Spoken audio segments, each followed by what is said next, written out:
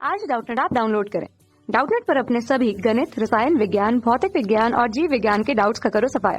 बस प्रश्न की फोटो खींचो, एक ही प्रश्न को क्रॉप करो और तुरंत वीडियो सोल्यूशन पाओ। अभी डाउनलोड करें। प्रश्न है, दिए गए आरेखों के लिए सही कथन का चयन कीजिए। यहाँ आपको 3 आरेख दिए गए हैं। आरेख ए में एक कोशिका है और उसके वातावरण में शुद्ध जल है। आरेख बी में कोशिका है और उसके वातावरण में बहुत ही अधिक नमकीन जल है, तथा आरेख सी में कोशिका और उसके वातावरण में नमकीन जल है। यहाँ आपको प्रक्रिया को जांचना है और जांचने के बाद दिए गए 4 विकल्पों में से सही विकल्प चुनना है। विकल्प 1 है, कोशिका ए को जल की प्राप्ति, बी को हानि तथा सी को ना तो प्राप्ति और ना ही हानि होगी। विकल्प 2 है, कोशिका ए को जल की प्राप्ति, बी को ना तो प्राप्ति और ना ही हानि तथा सी को हानि होगी। विकल्प 3 है, कोशिका ए को जल की ना तो प्राप्ति और ना ही हानि होगी, बी को जल की प्राप्ति तथा सी को जल की हानि होगी। विकल्प 4 है, कोशिका ए को जल की हानि, बी को जल की प्राप्ति तथा सी को ना तो हानि और ना ही प्राप्ति होगी।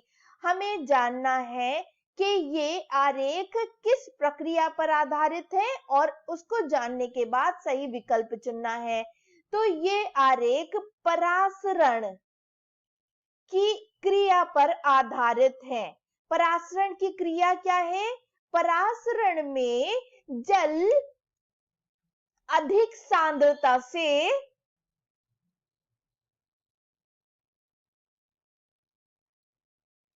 कम सांद्रता वाले स्थान की तरफ जाता है। तो अधिक सांद्रता से कम सांद्रता में जल का जाना परासरण कहलाता है। और ये परासरण किसकी मदद से होता है? ये परासरण अर्धपारगम्य झिल्ली की मदद से होता है। तो अर्धपारगम्य झिल्ली का होना जरूरी है परासरण की क्रिया के लिए। तो ये हो गया परासरण। अब परासरण 2 प्रकार का होता है। एक होता है अंतःपरासरण और दूसरा होता है बाह्य परासरण।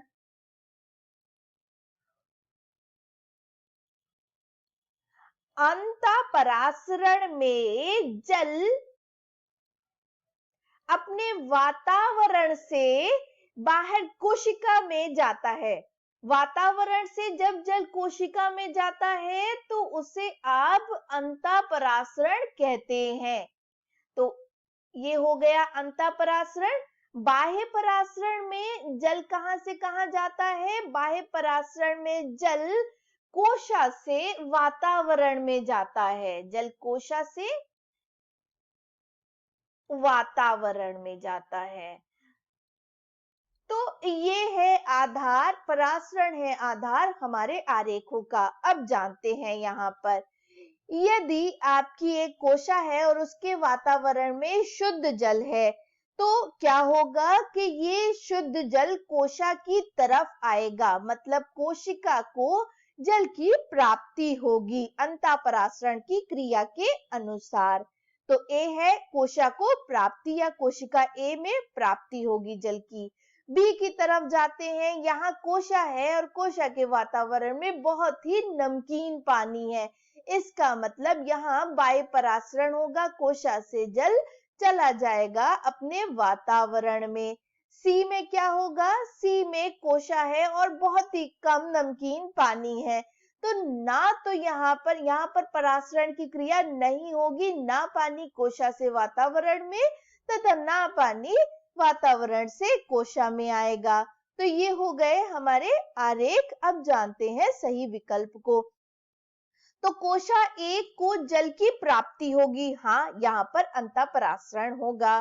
कोशा बी को जल की हानि होगी, हाँ क्योंकि वहां पर अधिक नमकीन जल है तो बाह्य परासरण होगा।